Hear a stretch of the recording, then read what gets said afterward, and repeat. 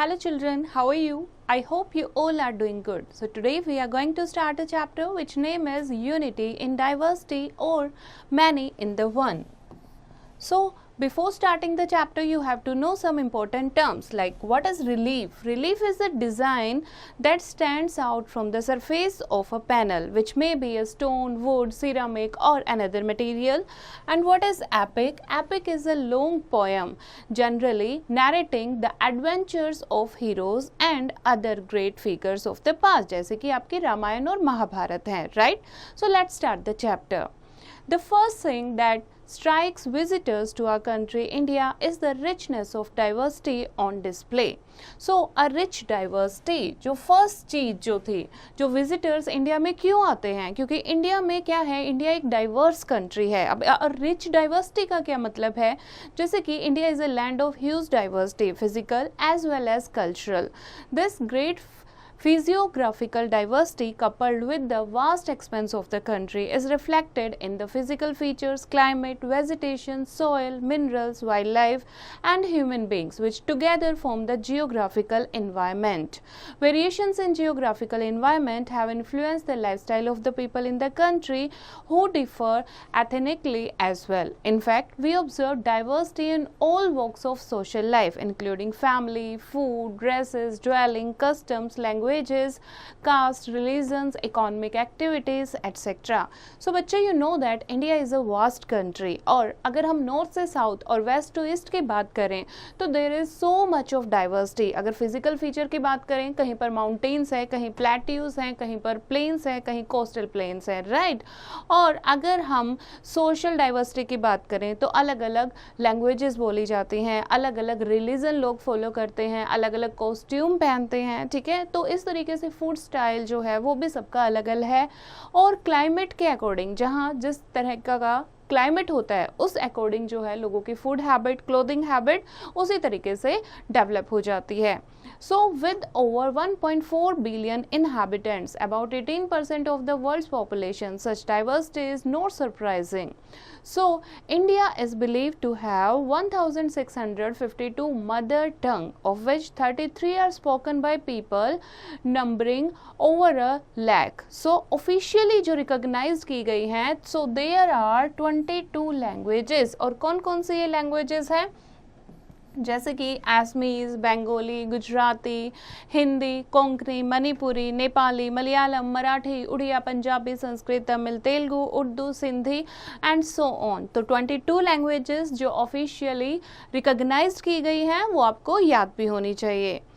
Now, besides many Indians may be called migrants. Migrant जो दूसरे देशों से आकर हमारे इंडिया में बसे हुए हैं. In the sense of people not living near their birthplace or with their original community. Therefore, India can be called a melting pot of numerous diversities. यानी एक ऐसा मेल्टिंग पॉइंट जिसमें बहुत सारी डाइवर्सिटीज़ जो हैं डिफरेंट चीज़ें जो हैं वो सारी चीज़ें भरी हुई हैं. सो ये क्या है, चाहे कोई पंजाबी हो, कोई बंगाली हो, कोई बिहारी या कोई गुजराती हो, बट एक फीलिंग जो है इन डाइवर्सिटी को यूनाइटेड करके रखती है. So that is we all are Indian. So this is unity in diversity. So इसको हम कैसे प्रूव कर सकते हैं, उसके लिए हम कुछ एग्जाम्पल पढ़ते हैं, जैसे food for all. Now in the present day, when most educated Indians are turning cosmopolitan, many of us have eaten food from different regions of India. Cosmopolitan यानी कि काम की तलाश में, पढ़ाई की तलाश में आप इधर से उधर पूरे अर्थ को एक्सप्लोर करते रहते हो, राइट. तो ऐसे में आप डिफरेंट रीजन्स के फूड भी आपने खा के देखे होंगे.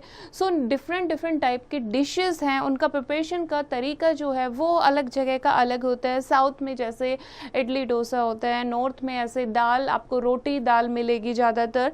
तो इस तरीके से सबका फूड स्टाइल जो है वो अलग होता है, लेकिन वो सारी चीज़ों को एक चीज़ बांध कर रखती है. क्या बांध कर रखती है कि सबके लिए सेम स्पाइसेस जो हैं, सेम मसाले जो हैं, जैसे टर्मरिक, चिलीज़, कोरिएंडर पाउडर ये यूज़ की जाती हैं. उसके अलावा ऑयल जो है, mustard oil, sunflower oil, coconut oil या फिर देसी घी की बात करें खाना बनाने के लिए, वही चीज़ें पूरे इंडिया में यूज़ की जाती हैं. So this example show unity in diversity, right. So This is the few example of cereals and pulses from different regions of India, जैसे मसूर दाल, बासमती, वाइट लोबिया, राजमा, ये कश्मीर में, राजस्थान में चना दाल, मूंग दाल, मिलेट, चिकपी, इस तरीके की डिफरेंट दाल्स हैं जो इंडिया में पाई जाती हैं. Okay, next is textile and clothing. Textile and clothing. The physical diversity is reflected in the diversity of cultural features. For example, food, clothing, house types, languages, customs, fairs and festivals, occupations, etc. So the fact that there exist nearly 5,000 ethnic groups in India adds to the variety of cultural landscape of the country. As the clothes we wear depend upon the climate and the local tradition, right? अगर आप cold region में रहते हो तो आप woolen cloth पहनते हो, अगर आप hot region में रहते हो तो आप कैसे कपड़े पहनते हो? कॉटन क्लॉथ्स और लाइट क्लॉथ्स पहनते हो. लेकिन एक चीज है, एक ड्रेस है जो पूरे इंडिया में वियर की जाती है, so that is sari. Sari जो है बच्चे वो एक प्लेन लेंथ क्लॉथ होता है, ठीक है, जिसको पहनने का स्टाइल जो है वो काफ़ी डिफरेंट होता है रीजन टू रीजन. और साड़ी के फैब्रिक भी अलग अलग होते हैं, जैसे कि कहीं पर सिल्क की साड़ीज़ होती हैं, कहीं पर कॉटन साड़ीज़ होती हैं, कहीं पर बनारसी साड़ी आपको देखने को मिलेंगी.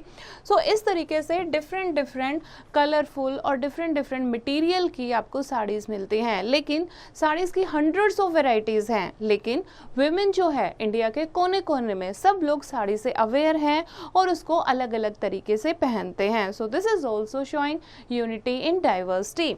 सो बच्चे साड़ी जो है उसकी एक लॉन्ग हिस्ट्री है. लॉन्ग हिस्ट्री क्या है, आप ये देखो, एक स्टोन स्टैचू है, स्टोन रिलीफ है एक वुमेन का जिसने साड़ी वेयर की हुई है.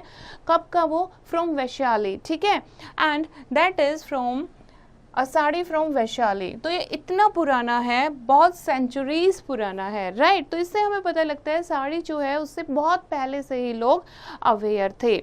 So here is an interesting fact.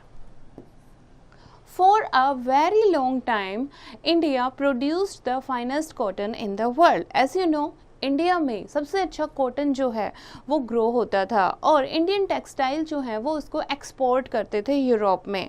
और कॉटन का एक ब्यूटीफुल कॉटन का एक अलग से कैटेगरी थी जिसको चिंच कहा जाता था, जो कि बहुत ज़्यादा पॉपुलर हो गया था. वो इतना पॉपुलर हो गया था कि यूरोपियन ड्रेसेस जो हैं लोग उन्हें खरीदते ही नहीं थे. इसीलिए यूरोप को, इंग्लैंड एंड फ्रांस को ये क्या करना पड़ा, इंडिया से ये इंपोर्टिंग इसकी बैन करनी पड़ी. ओके, सो नेक्स्ट है festivals ग्लोर. Every religion, region, community, ethnicity, group, etc. has its own variety of festivals. So it seems that a festival is celebrated every day of the year. That is why India is also known as land of festivals. क्योंकि इतने religion है, इतनी community हैं, तो उनके अलग अलग festivals हैं. तो हर रोज कोई ना कोई त्योहार होता है किसी न किसी region में, किसी न किसी religion में. इसीलिए इंडिया को land of festival भी रेफर किया जाता है. सो कुछ फेस्टिवल ऐसे हैं जो ज़्यादातर अलग अलग नाम से हर जगह सेलिब्रेट किए जाते हैं, जैसे Makar Sankranti, which marks the beginning of the harvest season in many different parts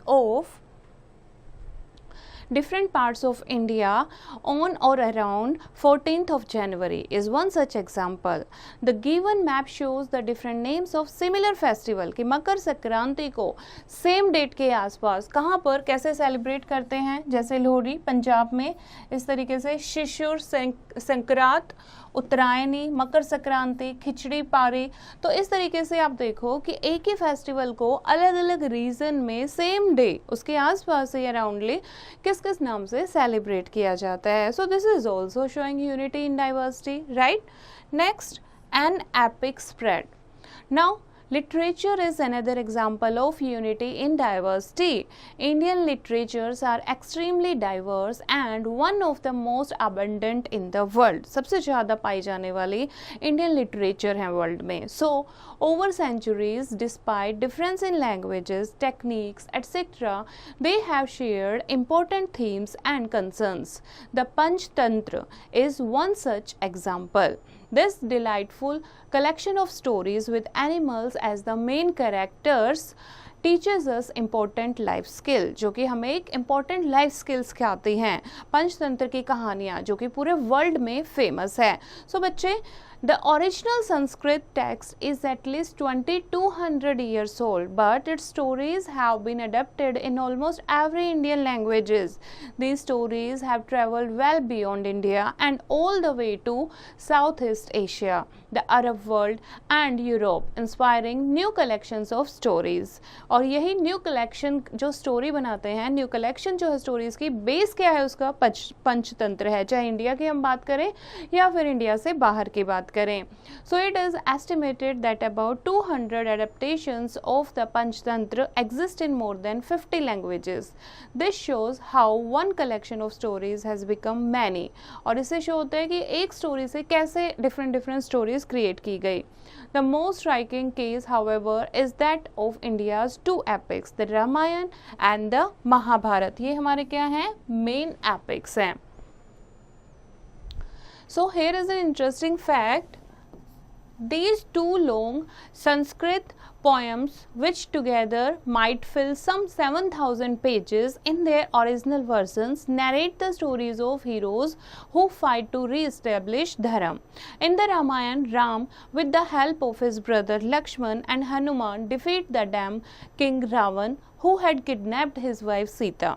And in the Mahabharata, the Pandavas, with Krishna's help, fight with their own cousins, the Kauravas, to recover their kingdom. So these stories contain many shorter ones that focus on values. They constantly ask questions about what is right and what is wrong. तो इस तरीके से दो epic जो हैं ये हमारे लिए बहुत ही इम्पॉर्टेंट है. तो दोनों एपिक से आप अवेयर ही होंगे. So for more than 2000 years, these two epics have been translated or adapted into regional literatures in India and beyond. In addition, there are countries' folk versions of them in different regional languages. और आप देखोगे इन्हीं के ऊपर base जो हैं छोटे छोटे स्टोरीज जो हैं वो बनाई गई हैं और डिफरेंट लैंग्वेजेस में इनको ट्रांसलेट किया गया है. So besides, many communities have their own versions of the Ramayana and the Mahabharata. और जो डिफरेंट कम्युनिटीज हैं उनके अपने ही वर्जन हैं महाभारत और रामायण के. They have also preserved legends connecting their own history with this epics. This is especially true tribal communities such as the Bhils, the Gonds and the Mundas, etc. Most tribes of India's northeast and Himalaya region, including Kashmir, they have had their own versions of one or other of the two epics or both. और इस तरीके से आप देखोगे जो different communities हैं, गोंद, मुंदा, संथल, भील्स, इनका अपना वर्जन है और orally इनको ट्रांसमिट करते आए हैं.